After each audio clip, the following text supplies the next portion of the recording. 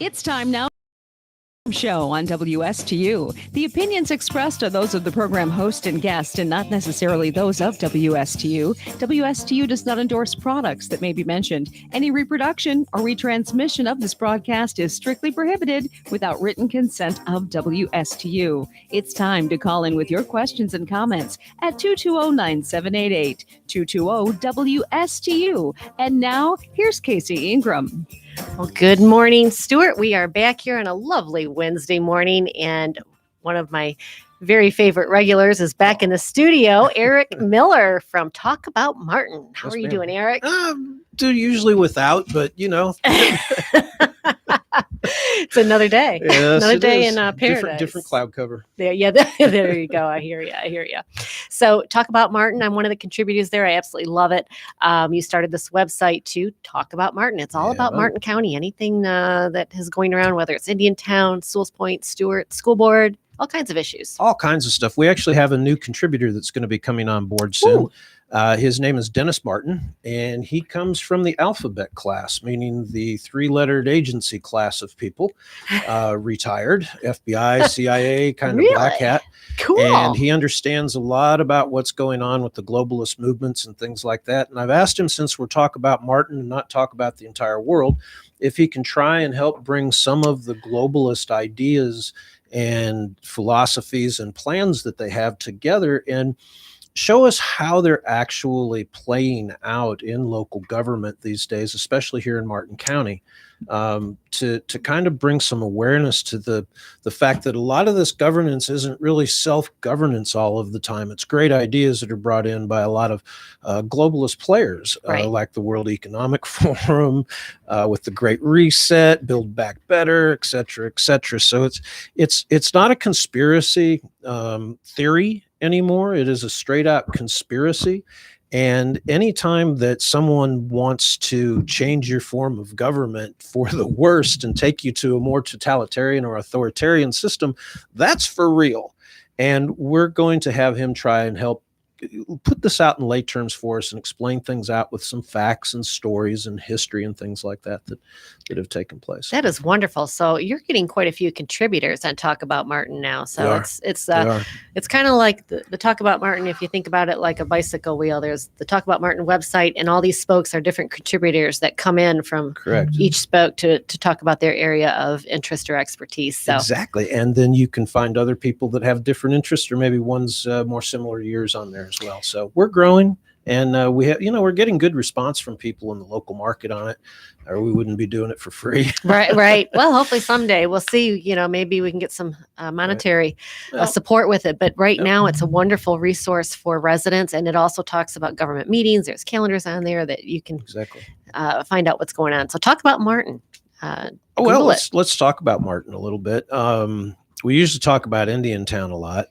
And there's good reason to do that, especially when you have the makeup of the council that you have sitting out there right now. And that goes back to Dennis again. I mean, Dennis is going to be able to explain where a lot of these philosophies came from with people like Anthony Dowling and Jackie Clark and Janet Hernandez. How did they get to be such globalists in their perspective of things? And I don't think I'm over exaggerating that. When you go back and look at the last meeting that took place, Anthony in his council comments, he mentioned that he didn't understand, and I'm going to paraphrase here a little bit, but he didn't understand why we celebrate July 4th as the birth date of America when people that looked like him were still enslaved, and that we should be celebrating Juneteenth as the actual Independence Day of America, because at that point everyone was independent.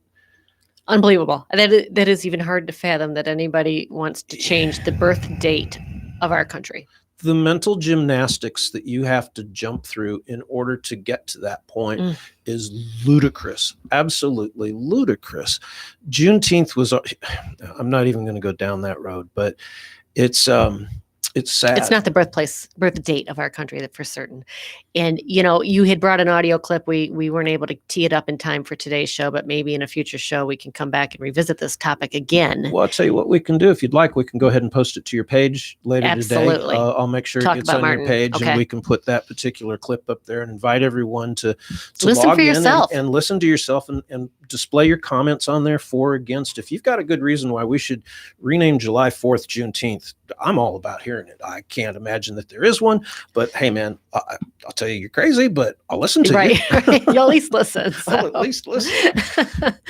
And speaking of July 4th, City of Stuart, they are going to have fireworks this year. I have to put that in. We are going to celebrate the birth of our nation, our independence.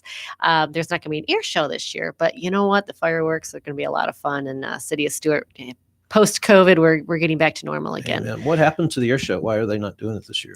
I just think they weren't able to put it together. I'm not sure exactly. I know they had some financial problems in the past. I hope that they didn't overrun them and kind of snowball a little bit. I can't say for sure why they didn't do the air show. I just know that's not going to be part of it.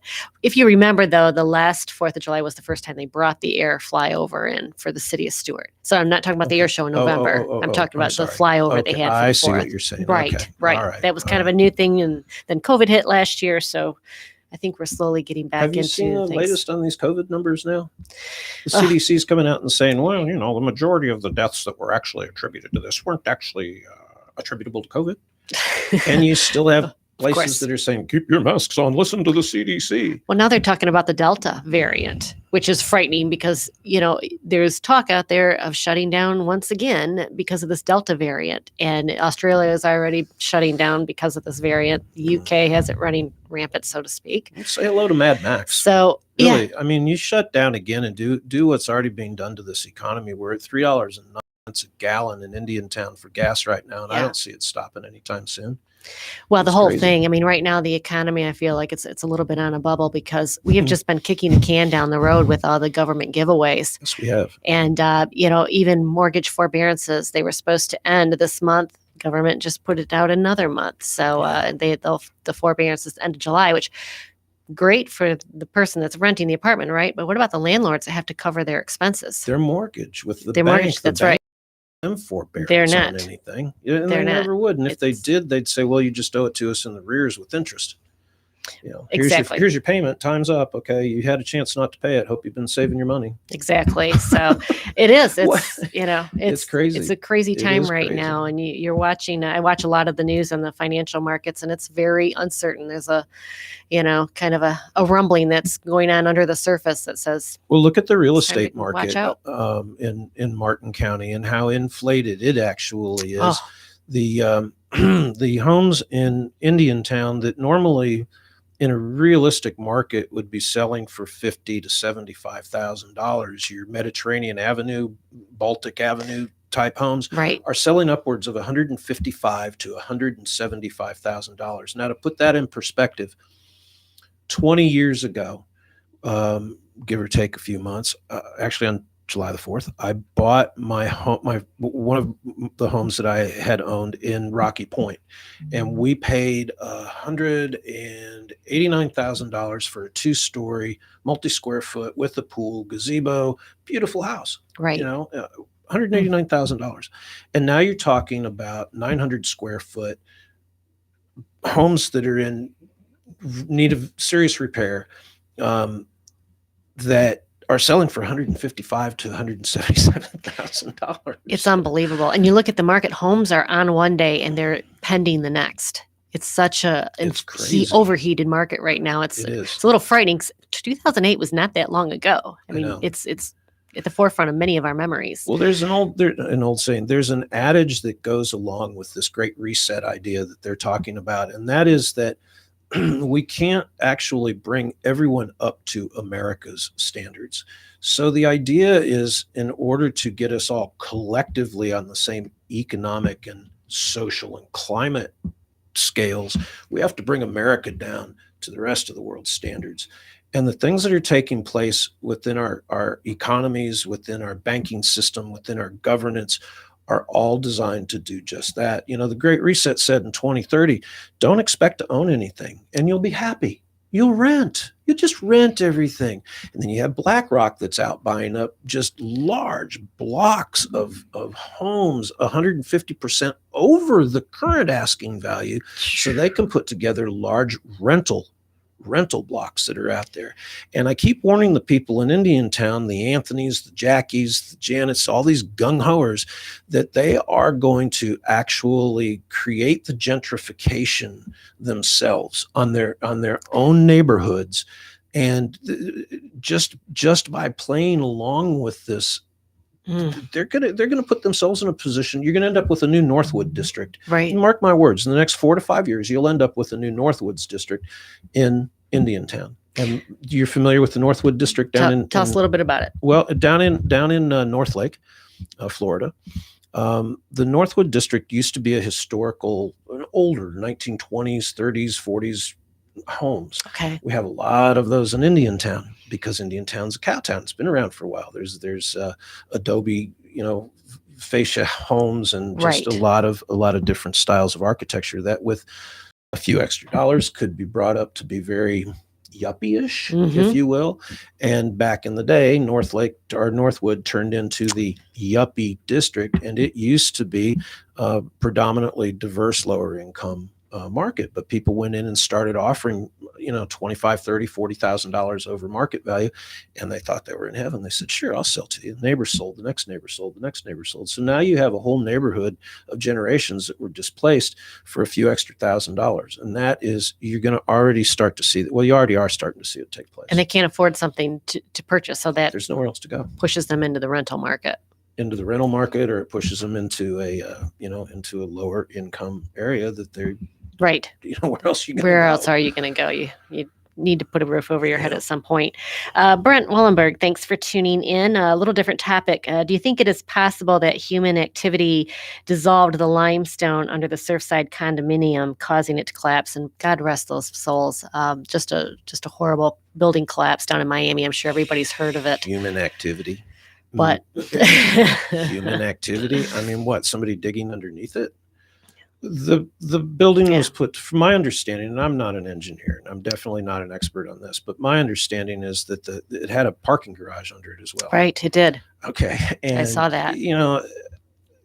It just, I don't know. There's other human activity. I think he may be relating to the explosion that took place that caused an earthquake in Daytona Beach, when the Navy fired off a very large bomb alongside their newest aircraft carrier to shock test it. Are you half ago? Well, yeah, it corresponded close enough to that now people are trying to, and I'm not sure if that's what your listener here is saying, but if that's the human intervention, well, there's actually, he's talking about the limestone that they took limestone away to make roads and stuff over the time, building Florida up, and now it's got an unstable. Actually, I think that it's probably corrupt politicians. It's people like in Opelika, where Howard Brown in Indiantown is from, where there were officials that were arrested for taking bribes to overlook certain permitting, to overlook certain things that had to take place. You could pay them off a dollar on a dime, or a dime on a dollar, to what it would cost you to actually do it right. So there's a lot of discussion about that. I think human activity, more than likely corruption. It does, Eric. And I'm going to go back to that Navy explosion, because there's no proven correlation here, but on Jupiter Local Facebook page, they posted all these beautiful tropical fish that have washed up on shore shortly after that. They're dead, of course, and they're saying it's a natural phenomenon. It's uprising of cold water from below that all of a sudden came up. This is right after this explosion. Of course, it's not natural, but can you prove the correlation? Of course not. But common sense tells you right after the explosion, which of course would bring a lot of cold water up to the surface quickly, this huge fish kill. I feel sorry for the fish. I don't feel as sorry for them as I would for our service members if they were on a vessel that proved that it had some issues because of the structural issue of the bomb being detonated that close to it. Which they're being told what to do. It's God forbid, it's not their fault. 3.5, 4 miles off of it's their orders. Off of the coast, and they detonated it. I mean, every action has a reaction. That's right. And sometimes if the action is big, the reaction is probably going to be big too. I'm sorry the fish died. It's sad. However, I think they'll repopulate.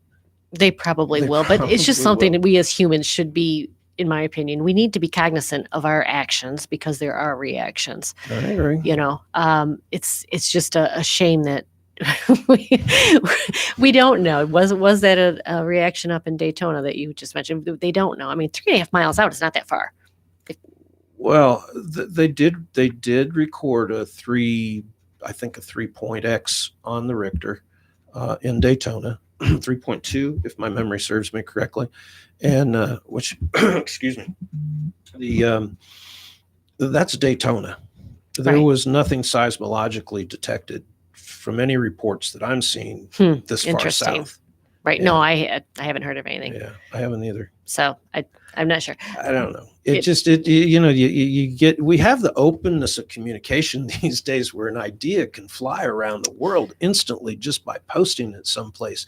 And if it even has half a sense of plausibility, I don't know how people stick with some of this stuff, man. They're just obviously not thinking for themselves. I actually had one of the listeners write me ahead of this show, another topic about DUI checkpoints that are going to be popping up over the 4th of July weekend and the intrusion on our Fourth Amendment rights and illegal search that protects us against illegal searches. So, Eric, you have a little familiarity with this. Yeah, a little bit. What is your take on these checkpoints? And people be aware of them. Let me preface this one and tell you that I do have some experience with this matter. I served as president of Mothers Against Drunk Driving here in Martin and St. Lucie for a number of years. My primary reason for doing so was that at a point back, we were number one and number two in alcohol and marijuana use amongst our youths in the state of Florida. And part of MAD's mission was to curb and prevent drug and alcohol use amongst our youth. And for me, that has some personal meaning to it. And I agreed to work with them and in a volunteer capacity. Also worked with the Juvenile Justice Council. I was vice chairman of the local Juvenile Justice Council for a year, I believe. And I worked with the Shared Services Network quite a bit too to try to find with MAD to try to find ways that we could get the word out to the youth and to the parents. We had a big problem with house parties here locally where, parents would allow their underage children to host a house party and considered it, well, I'm being more responsible if I'm home with them, yada, yada, yada. And that logic just doesn't pan out. The research shows that once the kids find approval, they'll go out and do it. They say, look, mom and dad let us do it at home. Screw it. We'll just go somewhere else and do it too. Right. But anyway, that's how I got involved with MAD, and I worked with them at a state level as well. And the DUI checkpoints in the Constitution. The Fourth Amendment of the Constitution states that we won't be subjected to unreasonable search and seizure. And so far, I have not been subjected to unreasonable search and seizure. A DUI checkpoint is such that these law enforcement agencies have to draw up a schematic. They have to put together all sorts of outlines for the local municipalities as to where and how long and how many people, et cetera, et cetera. And they're also required to put out signage a half a mile or more before you get to the DUI checkpoint. DUI checkpoint ahead, ladies and gentlemen. Right. Okay, turn now. Well, which you can turn around. Yep, they leave you out so that you can go out. So going through a DUI checkpoint is not unreasonable if you have been told that there is one coming up. And that's probably the question right there, right? As long as you're told and you're warned that it's coming up, right? It's not illegal. That's what the courts have ruled, and they've also they have. What was the others? There was another stipulation that they put. Some of the municipalities will call them safety checkpoints. Right. Instead of DUI. Yeah, we're doing a safety check on the vehicles that come through. Now, how is that reasonable? Well, how is it reasonable that you have to purchase a license plate from the state? How is it reasonable that you have to have a driver's license? How is it reasonable that you have to have insurance? That vehicle is not legally allowed to be operated on the roads without all of those state papers. So given that you've already subjected yourself to the compliance of all of this paperwork that you have to have, I don't think a safety check's unreasonable. Right. Especially when they put a sign out that says that it's coming. It's coming, that it's folks. coming. Yeah. And I think too, he was sent some articles. You can keep your windows rolled up and put a message out. I have the photo right here. I remain silent, no searches. I want my lawyer. And then you hold your registration up, your license, so you can comply. Although I think the police prefer to be able to talk to you. Of course, I think it is a little bit more open if you're. Well, yeah, they can smell your breath if you've been drinking. Right. Well, and that's the whole point of it. So it is the whole point. You're not supposed to drink and drive. It's illegal to drink and drive. I got to tell you, I was one of the few people that served on MAD that actually had not lost someone to a drunk driver. And when you hear the stories and you see how these people's lives are forever crushed because of the tragedy of someone else's irresponsibility in what they do, right. I really don't have much sympathy for anyone that and gets caught in one of these things. Right. Quite honestly, right. You're not supposed to be doing it. You're not supposed to be doing it, and so oftentimes they walk away and their victim doesn't. I mean, I can't tell you how many times I've seen that in the articles. It's so unfair. Oh, I did a drive along with the St. Lucie County SO, and several of them, and we'd do the late nights, 2:00 in the morning. And there was one at Midway in US 1 that involved 3 vehicles. 2 elderly were airlifted out in a van. A Mercedes-Benz was completely destroyed. And the Chrysler LeBaron, later model Chrysler LeBaron ragtop, was heading west on Midway, went across US 1 through the light at a high rate of speed, bounced into the car, the Mercedes that was coming the other way, and jumped the intersection into the gas station.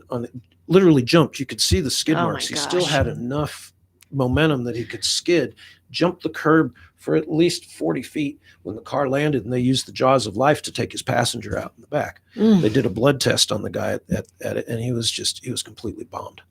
Completely bombed. No business being on the road whatsoever. There's no business at all. So unreasonable search and seizure, I don't think so. I mean, if they were setting these things up out here at the base of the bridge and saying you're not going over until we search your car, or we look inside, or open your trunk, that's unreasonable. Right. I haven't done anything. There's no reason for you to be searching my vehicle. Right. But there's a warning ahead of time. And again, they have to get municipality approval before even doing this. It's not like not they're a legal just spokesperson setting it up. So.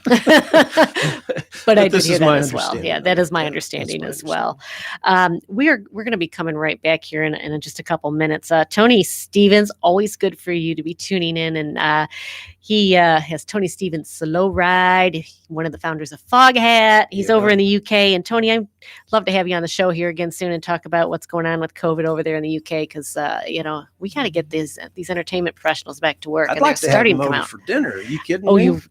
Tony, he'll come. It's a lot of fun. Tony is a ton of fun, and he has some questions. We're going to cover that when we get back from the break. With Charlie, played with Johnny Cash, man. He comes up for our potlucks all the time. Tell you with what, the Indian Veterans Association. Boy, we have Tony's the best. He's one buddy. Bad bass player, and bad in a good way.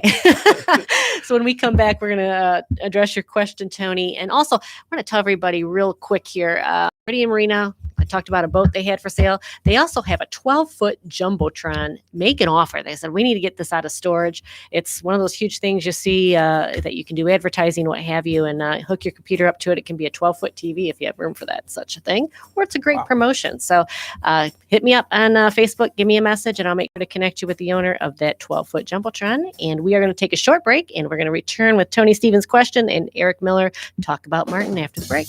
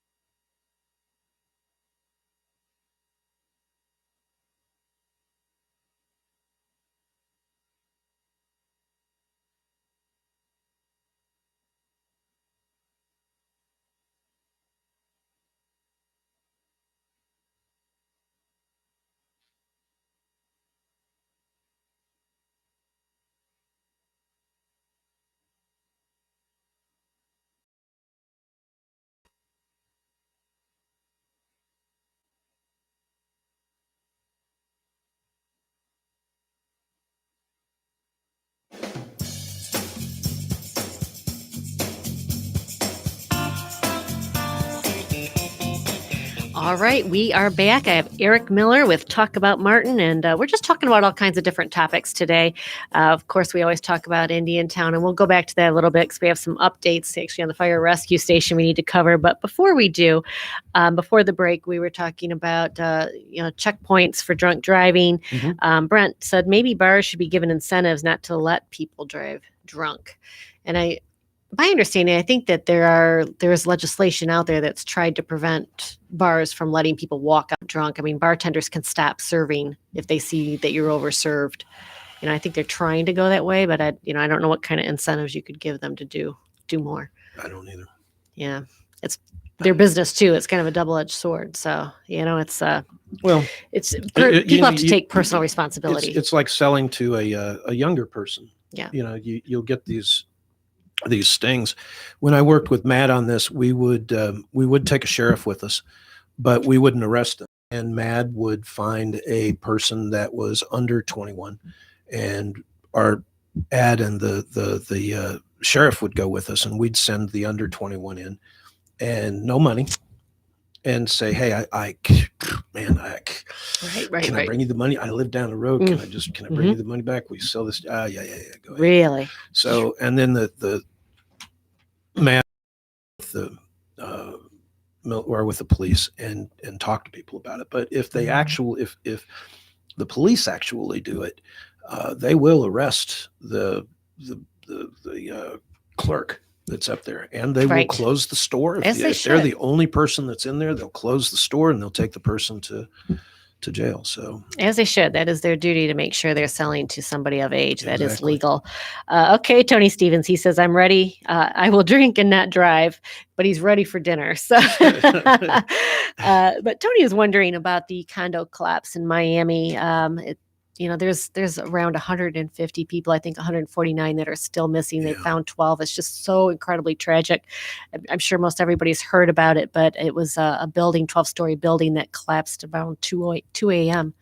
in the morning. I mean, and it was mainly a building where professionals that were working and people vacationing. It wasn't snowbirds that was closed up and gone and vacant. It was pretty full. So pictures are horrific. Tony wondered, Miami was so terrible and frightening for some other high rises along the beachfront, unless there's other reasons that the high rise collapsed. So he brings up a good point. If that high rise collapsed, what about others? Champagne Towers and Surfside was the high rise we're talking about. Yeah, there have been a number of documented issues that I've been able to see from that over the years, to where walls separate.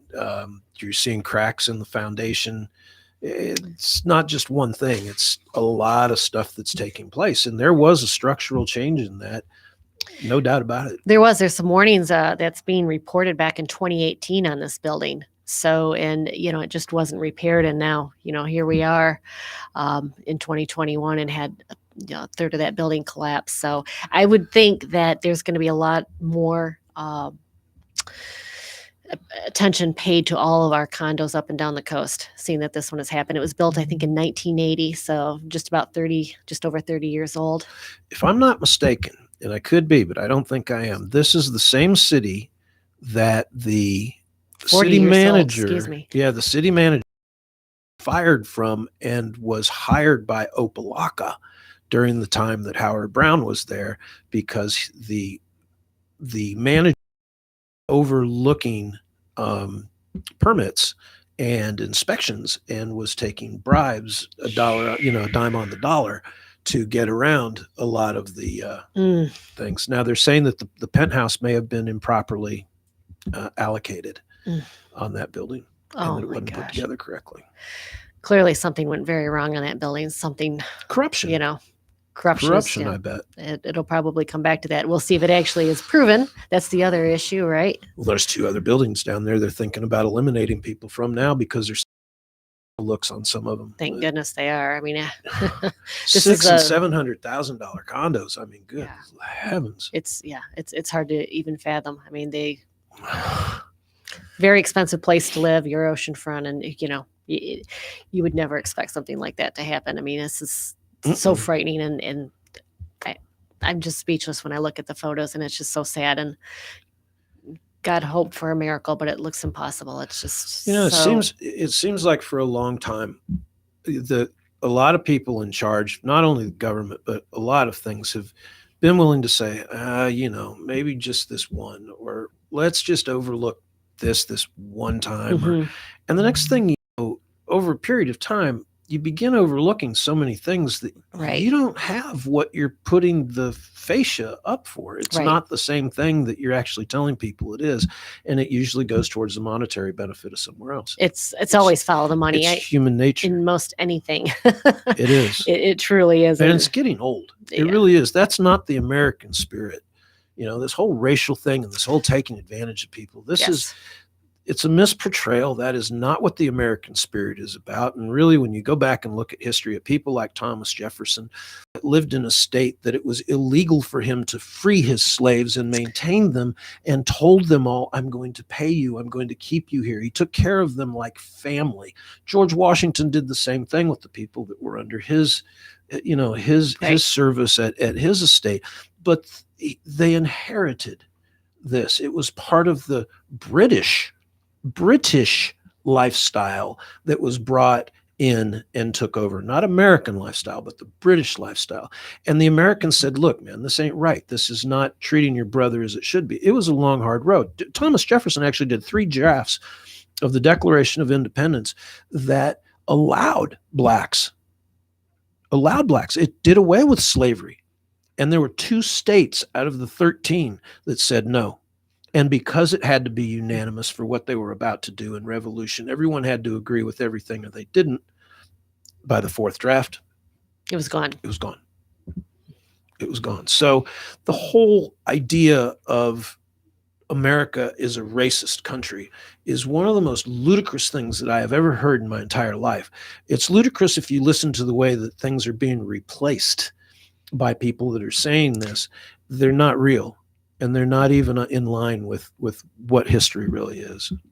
Let's go back a little bit here, Eric. So we're always covering Indiantown, and one of the reasons is, this is one of our newest villages in the state. It might be the newest. I mean, I believe it is. It is the newest. So it's been fascinating to watch the process. It was fascinating to watch the support to get it to become a village. And then Eric's like, no, and you were one of the people that said this is not necessarily a good thing. And now all of those, and that was myself including, that supported having it an independent village incorporated. We are seeing that it's not always for the better. And there was issues that I'm going to say I just didn't see this coming, to be honest with you. I did, and I'll tell you why. Okay. I knew who the players were, 1. And 2, I knew that, look, I was in business for, everything I've done has been at making my own money. So I learned early on that, a big customer is good, but when you make them 85% of your base, man, you don't have what's called security. That's not a foundation. That's building a tower on a very small square. When you can spread your customer base out, you can diversify your types of revenue through different offerings or, repair or building or whatever it is. Right. You have a stronger, this is business 101. You have a stronger base. Now, FP&L is 85% of the revenue that comes in for the village of Indiantown.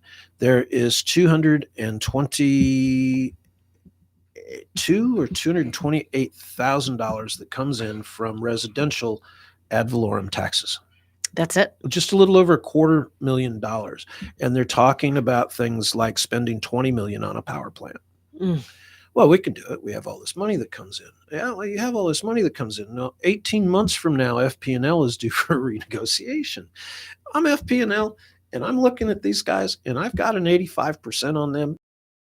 Another county that's been recruiting me and saying, we'll give it to you far cheaper. Right. All of a sudden. Anthony's already said he's planning on playing hardball with them. I can't wait. I hope he's out of office by then, to tell you the truth, because he is a lost soul, Anthony Dowling. He's in a bad place. Tell us what's happened with the fire rescue station. We all have been following that. There has been a resolution since our last show. There has, fortunately. Fortunately. So, people from all facets of business and life within Indiantown came together on their own. We were first 100 plus people in a small little burg like Indiantown. And Talk About Martin covered this too, we by did the way. cover it. And we covered Videos every and one of them. interviews, and the diversity. And you were in the park with us. I You came did. out to the I got to park, tell you, that so, was one heck of an interview you did. This uh, woman sat there for an hour and a half plus without getting up, just constantly interviewing people. I'm like, man, it was my pleasure. oh, you did great. Thank you. But I think it demonstrated that people are like, why are we doing this? Why are we trying to fix something that's not broke? And it wasn't broke. Mm-mm. So as it ended up, they ended up hearing it in the end. I was really disappointed to see Howard Brown and Janet Hernandez, who's the mayor, go to the Board of County Commissioners uninvited during the commissioners' discussion and use public speaking time on it to let them know that basically Janet let them know that basically she felt they were racists and that they were making the wrong decision. And, it's just there's a real problem in Indiantown for Martin County as state committeeman for the Republican Party for 8 years. And there's a state committee man, state committee woman. I served with Mary Lynn Magar. And your chairman also goes, Mark Klingensmith, who's now a juvenile judge here. Okay. Chairman. Every 67 counties has 3 people from the Republican Party that constitute the state level party, the RPOF, Republican Party of Florida. I ran for chairman 3 times with them, almost won on the second time. But the problem, well, I don't know. I won't even. Kind of lost my train of thought on that one. But where were we going? Oh, the fire department. Right. Fire department. You were saying there's a problem for Martin County with Indiantown, and we were talking about the fire department in that context. Yeah. The politicians there are definitely. They are, Eric. I mean, you were talking that your mayor and the city manager Howard Brown, they went to the county commission meeting, saying the county commission was racist. If they don't pay them more for their fire department, then they're going to leave all the. I can't remember how she put it exactly. It was a few months ago, but it was not going to be helping the people with brown skin, something to that effect. Yeah. And it was like, what is going on here? Because the county offered them. It's how much over 5 years? $4.5 million, something like that. Yes. Yeah. To Indiantown to keep the fire station, the county-run fire station in Indiantown over the next 5 years. This money is coming from what's basically the COVID relief package. No. For the county, it is. No. Let me back up my answer. The county through its regular distribution to Indiantown is $4.5 million. Okay. They offered them another pack over 5 years that comes from the COVID relief to be able to enhance certain portions of it. Hopefully utility service, especially the water that the fire department needs to use. Correct. Because the water system is fire very hydrants, aged. 50% of the fire hydrants don't work. So initially when the county offered them this money, Indiantown came back and said they wanted more money. Yeah. And the county said, no, we're not giving you more money. This is it. And Indiantown came back. They had the vote. Was it unanimous to finally accept the money? And that's from the COVID relief package. So the county said, we're going to give you a portion of our COVID relief package over the next 5 years, but you have to use it to improve infrastructure. Correct. And by the way, Indiantown, if I recall, Taryn Krista said they're getting about $6 million from that COVID relief fund. Does that sound about right? I'm drawing it from my memory, so don't quote me on that, but I think it was around $6 million. It's close to that. Yeah. If I don't, Also help. It's a million dot something per year for 5 years, so it's close to 6 million. So it'll be interesting to see how that money is spent with this council, and something I know Talk About Martin will be following. Well, it goes back to where are the priorities of the people that are in charge. When you have taken over a new municipality and you look at its infrastructure that you're now responsible for, your water plant has 3 pumps. 2 of your pumps are inoperable, and the 3rd pump goes down, and it takes you half a day to get it back up. Then you have to have a boil water order. Now they have to have a boil water order and and observation going on because they're having to overchlorinate the water to get the water clean. The system's not even in a loop. It's a closed-end system where the water stagnates at the end, so it needs extra. It's an old, antiquated system that they paid way too much for, and there's way too much in repair to bring it up to speed. And people like Anthony Dowling are putting their priority lists together. His strategic plan for fiscal year 2021 through 2025, the first thing on his list you would think would be the water plant, because once you close that circle, and it will increase the water pressure, which stinks right now. It'll help take the sulfur and the bad smells out of it. The chemical usage will have to be used less. It will open up more commercial, light and heavy usage. Yes. And the pumps too, right? And the pumps as well. But his number one is to bring in, and this is his. He shared this at a workshop with the village council. Retail analyst. A retail analyst is number one. That's his number one priority for the next 4 years as a retail analyst. What is that? I mean, doing what? Analyzing what? Analyzing. I know what retail is, and I know what an analyst is. What? Trying to make sure the best companies that they can get and go out and recruit them to come to move in, like Tractor Supply, right across the street from W&W, whose family is one of the founding families of Indiantown, and the first major retail that they bring in is one of the biggest slaps in the face that I think I've seen government do to anybody. They've walked in and they have allowed a Tractor Supply to go across the street from them. I just don't. It makes no sense to me. What's going on with that Tractor Supply site as well? You had talked about that there may be an Indian burial ground on that site. That's another thing that's just got me completely blown up. That's a pretty lengthy story here. You want to take your caller first? We can, because Okay, let's take the caller first. Make sure we get through our story. Butch from Homestead. How are you doing today, Butch? Hey, it's Butch. Good to hear you. Okay, very good, Bud. So, how are you doing today? And appreciate you calling into the show. I'm doing good. I'm enjoying watch on the show. You guys are talking on local issues on the politics, but sometimes the issues is national as well as even global. They certainly are. And in reference to, are you talking about the condo collapse, or we've been talking about a few topics here today as well? Yeah, I agree. Definitely been talking about a few topics. How come, where'd the guy go? I'm watching on a Facebook and the guy disappear off of a screen, and it's just a you on the screen now. And, he's still here. We're switching around, I think, because I'm talking, so the camera went here. Can he hear me? Oh yeah, no, I'm with you. Oh, you can hear me too? Yeah, modern technology, man. Ain't it great? Marconi did a great job with all that. Yeah. My friend Terry loves that. Loves it so much. Oh, when you and it just, somebody made it go now. And then make it so I see both. Yes, Eric's on there as well. So let me guess. Somebody made it go. Do you have a comment? Somebody made it go when Butch said, "Oh, I can't see him," and somebody made it go for Butch. Isn't that how it is? Isn't that nice when the people can help work together on it? It is. He got a thing on his neck, looking like maybe he could be a pastor or have a neck issue.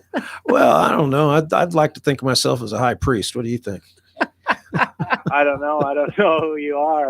That's all right, man. Hey, listen, is this a mint julep or a Budweiser morning for you, Butch? No, I don't drink alcohol. Oh, got you, people buddy. ask me that. They say, "Butch, you drink alcohol?" I don't drink and never touch it. I'm a teetotaler. Gotcha. And what is it on your neck though? Is it because it's so hot?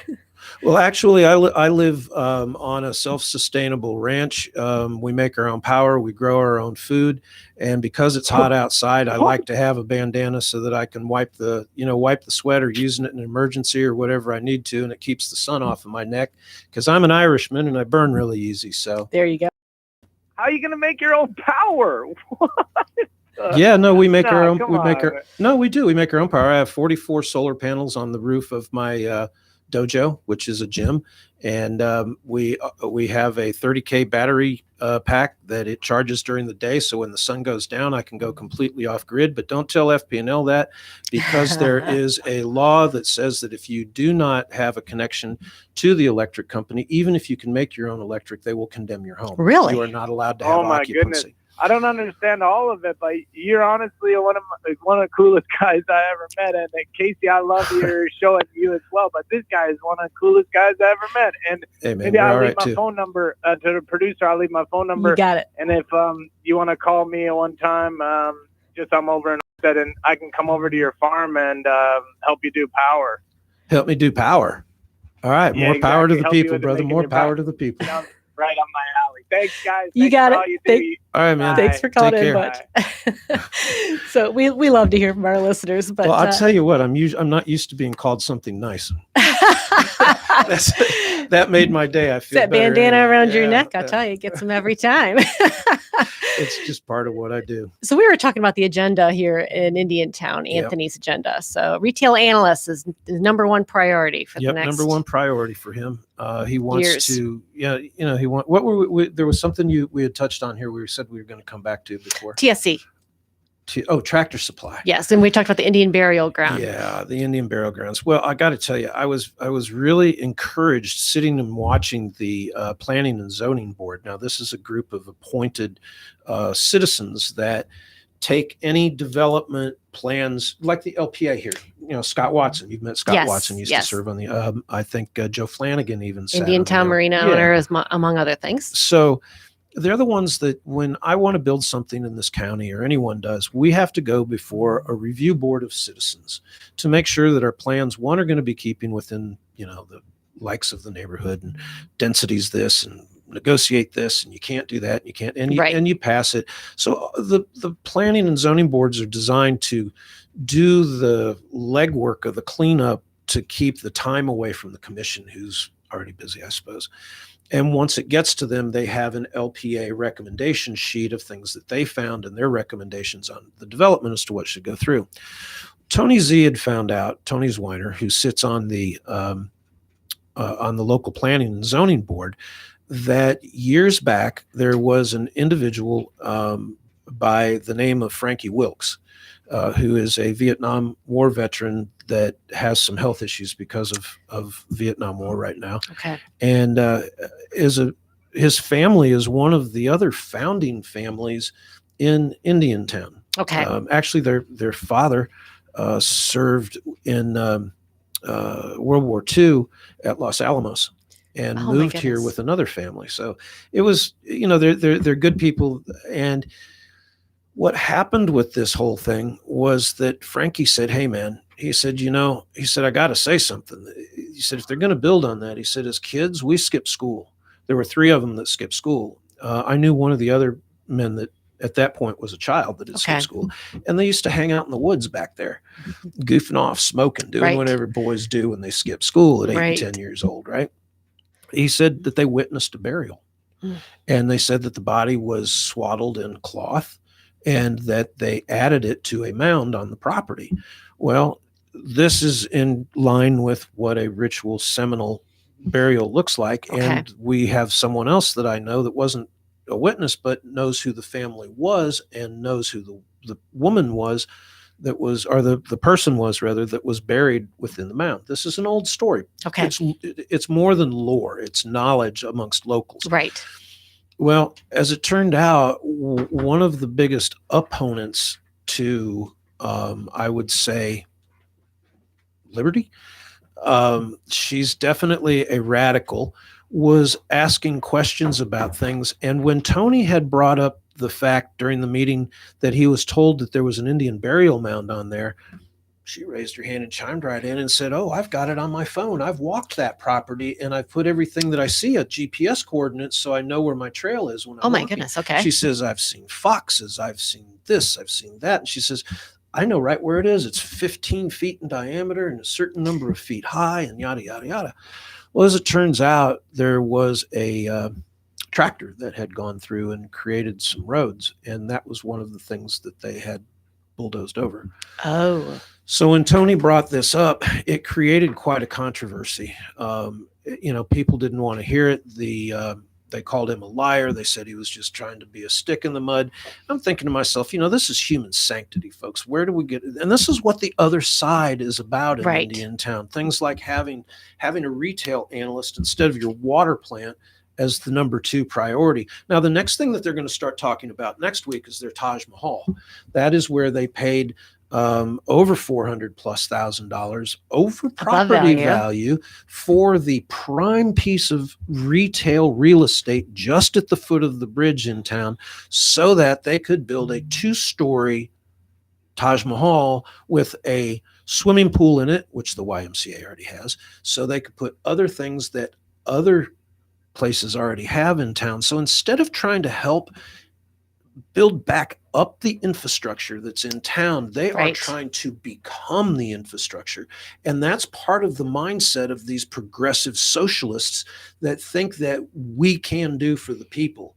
They've taken every bit of free enterprise out of everything, and they're into mandate. And this is frightening, Eric. We just have 2 minutes left, but this is very frightening. As you said earlier in the hour, FPL is 85% of that tax base. If they leave, who's going to pay for this? Well, and they're up for renegotiation in about 18 months on that deal. 18 months. And should it happen that they actually do leave, I mean, this could be serious implications. If they even cut 15 or 20% back from that? 20% from your annual budget and continue along these spending lines. $1 million that has to be spent on your water plant, and you're bringing in retail analysts? Right. Is your number 1 priority. I mean, really? I mean, so you get some ad valorem from it. Tractor Supply's due to bring them $5,000 a year. Just $5,000? Just $5,000. Wow. That's their own plan. And they're supposed to employ 6 to 8 people, 2 of which will be corporate and upper management. So we may get 4 clerk positions that are out of a job right now. This is something great for them, and I'm happy that they're going to find work. But it's at the expense of putting something like this next door to a mobile home retirement community and offering a 150-foot buffer of trees to keep people from walking out of the parking lot and going into, and another 35 acres of retail were just zoned over there too. So there's a total of 35 acres that's going to go around a dog leg of the mobile.